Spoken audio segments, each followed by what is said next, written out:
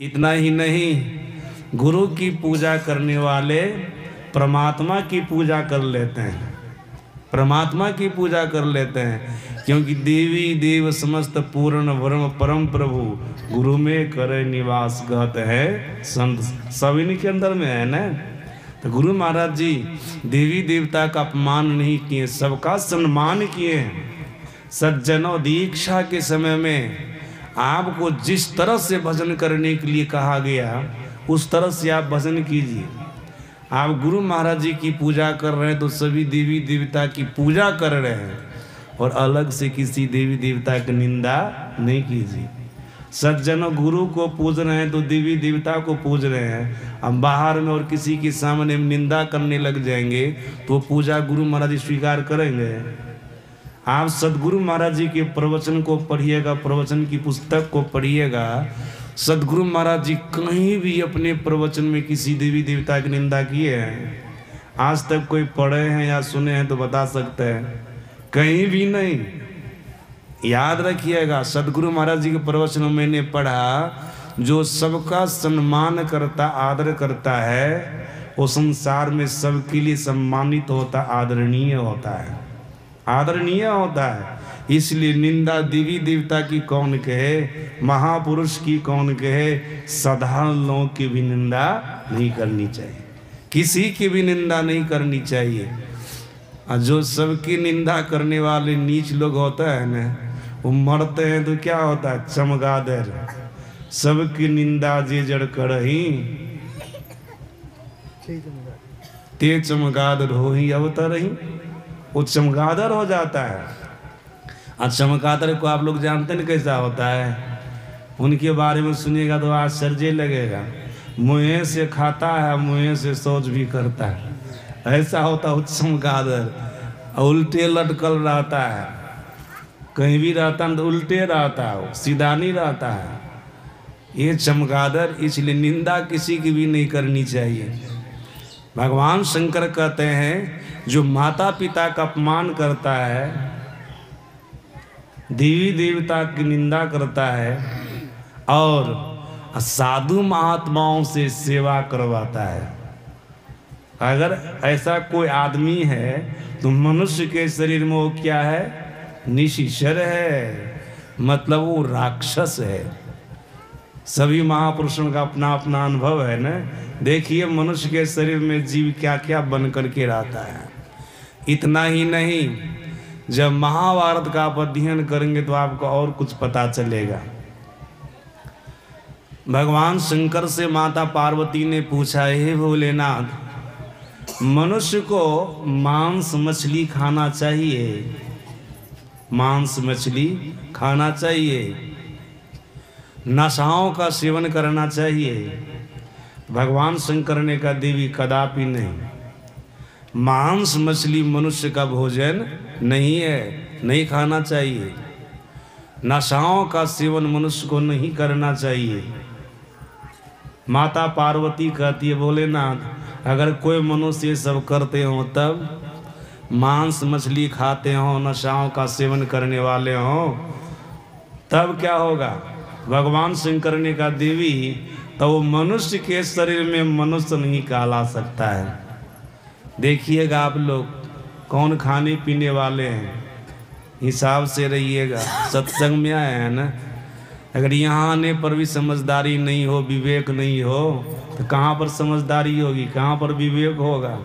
सत्संग में ही विवेक होता है, बिनु सत्संग विवेक ना हो। जब तक आप सत्संग में नहीं आएंगे तो विवेक होगा? विवेक का मतलब होता है कर्तव्य कर्तव्य का नॉलेज हो जाए, पाप पुण्य का ज्ञान हो जाए, विधि निषेध का ज्ञान हो जाए, हमको क्या करना है क्या नहीं करना है ये नॉलेज हो जाए। यही नॉलेज है विवेक, इसी का नाम है विवेक। सत्संग में आने वाले को विवेक होता है, समझदारी होती है, उनको कर्तव्य कर्तव्य का बोध होता है। सज्जनों, भगवान शंकर का दे देवी सुनो, जो मांस मछली खाने वाले होते हैं, नशाओं का सेवन करने वाले होते हैं, वो मनुष्य के शरीर में क्या क्या कहलाते हैं मैं कह देता हूँ। भगवान शंकर कहते हैं आत्मार्थी यप्र प्राणान हिंसा स्वादु फले विषया व्याघ्र गृद्ध श्रृगालैश्च राक्षसैस्तु समस्तु सा। समझ गए होंगे आप लोग। भगवान शंकर का दे देवी सुनो, मांस मछली खाने वाले, नशाओं का सेवन करने वाले जो मनुष्य होते हैं ना, वो मनुष्य के शरीर में व्याघ्र कहलाते हैं। दिखते तो हैं मनुष्य के जैसे, हकीकत में वो मनुष्य नहीं होते। क्या होते हैं? व्याघ्र। व्याघ्र का मतलब बाघ। ये संस्कृत का शब्द है व्याघ्र। व्याघ्र कहलाते हैं वो मनुष्य के शरीर में। दिखते हैं मनुष्य के जैसे लेकिन बाघ के समान है। देवी सुनो, ये जब मरेगा ना तो बाघे की जोनी में जाएगा, हिंसक जानवर बनेगा ये। इसको दोबारा फिर मनुष्य का शरीर जल्दी मिलने वाला नहीं है। वो मनुष्य के शरीर में व्याघ्र है जो मांस खाने वाले हैं, मछली खाने वाले हैं, नशाओं का सेवन करने वाले हैं। और सुनिए आगे भगवान शंकर कहते हैं देवी इतना ही नहीं, वो गृद्ध भी कहलाता है। ये गृद्ध भी संस्कृत शब्द है सज्जनों। गृद्ध मतलब गीध। अभी देखते हैं हम लोग क्या इधर गीध है? गीध नहीं न। जाइएगा गुजरात तरफ तो अभी भी गीध आपको देखने को मिलेगा।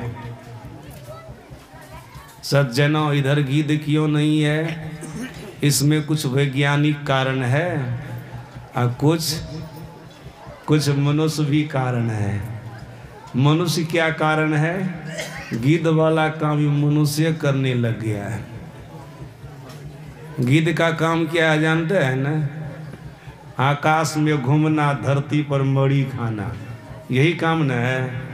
आकाश में घूमते रहता है और जहाँ पर मड़ी फेंका जाता है वहाँ जाके मड़ी खाता है। मरी सब लोग समझ रहे हैं ना? मुर्दा, चाहे कोई भी मुर्दा हो, पशु हो या मनुष्य हो, कोई भी हो, मरी खाता है ना गिद्ध।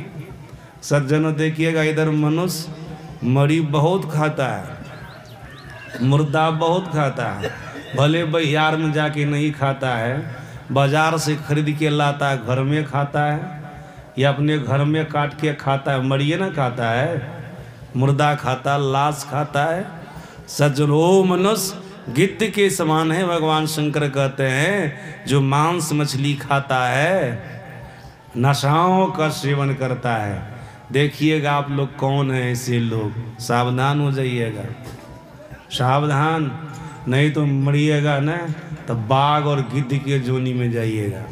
फिर आगे क्या कहते हैं? श्रृगाल देवी, मांस खाने वाले, मछली खाने वाले, नशाओं का सेवन करने वाले जो मनुष्य होते हैं ना, मनुष्य के शरीर में श्रृगाल भी कहलाते हैं। श्रृगाल का मतलब समझते हैं? ये भी संस्कृत शब्द है श्रृगाल। ऐसे हिंदी में इसको समझिए सियार, और देहाती भाषा में समझिए नढ़िया कहते हैं ना, गीदड़ सब, ये सब है वो। सज्जन मनुष्य के शरीर में है, दिखते हैं मनुष्य के जैसे लेकिन है क्या क्या। आचरण व्यवहार के आधार पर मनुष्य वो कहलाता है जैसा उसका आचरण होता है, जैसा उसका व्यवहार होता है। महापुरुषों ने कहा है केवल मनुष्य शरीर में आने से कोई मनुष्य नहीं हो जाता, मनुष्य नहीं हो जाता।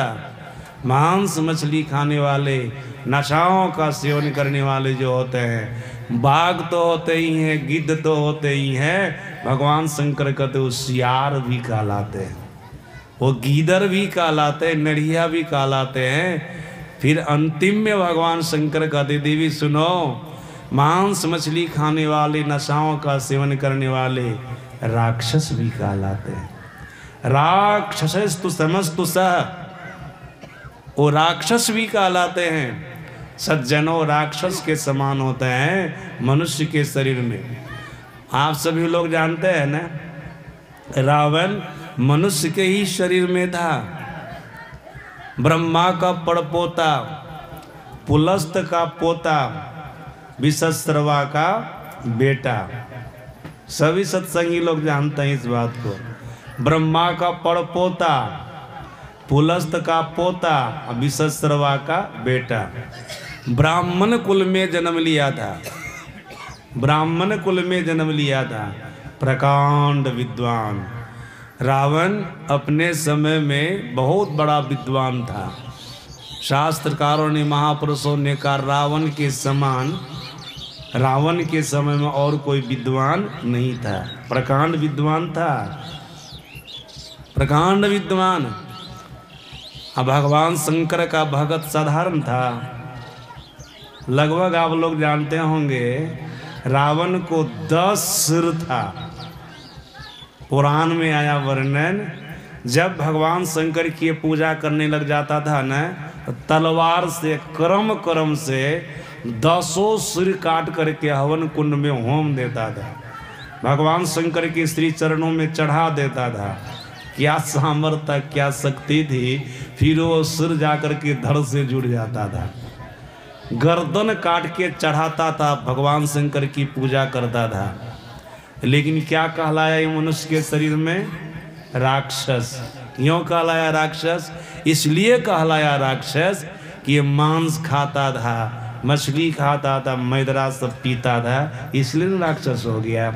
साधु महात्माओं को सताता था, देवी देवताओं को सताता था, सभी मनुष्यों को सताता था, सबको सताने वाला एक काम करता था, सभी को दुख देने वाला एक काम करता था। मनुष्य के शरीर में रह करके भी, भगवान शंकर का पुजारी बन करके भी ये मनुष्य नहीं कहलाया, नहीं कहलाया।